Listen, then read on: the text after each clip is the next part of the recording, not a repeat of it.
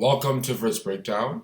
My name is Ewaenruwa Nomaren, and I want to discuss the verse Galatians chapter 6 verse 1, where St. Paul told us, Brethren, if a man be overtaken in a fault, ye which are spiritual, restore such an one in the spirit of meekness, considering thyself, lest thou also be tempted.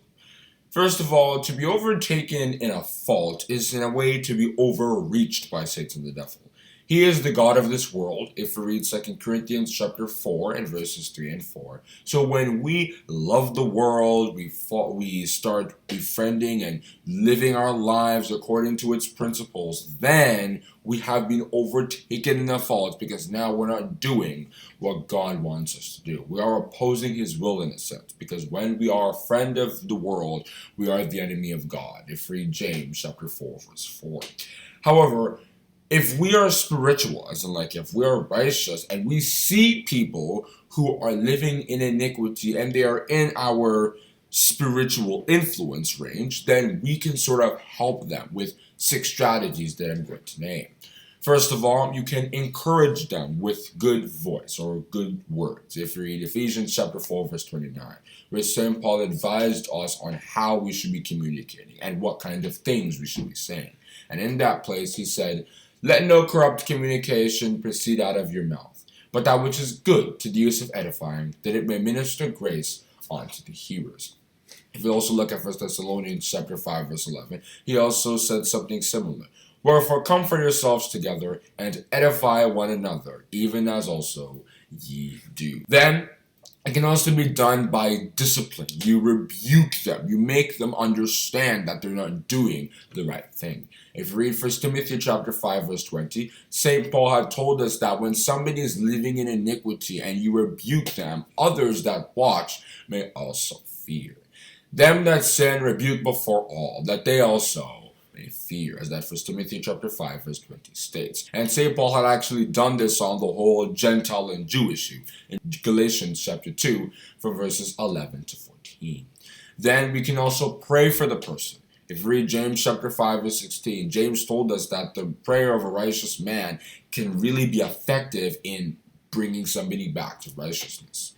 Confess your faults one to another, and pray one for another, that ye may be healed. The effectual fervent prayer of a righteous man availeth much. Then distancing yourself from that person, as in you don't make the relationship you have with that person very strong, can also help in making them realize that they're in iniquity and restore them to meekness. As St. Paul said in 2 Thessalonians chapter 3 and verses 14 and 15. When you distance yourself, it makes them understand that they probably aren't in the right place that they're supposed to be, and hopefully they'll understand and come around.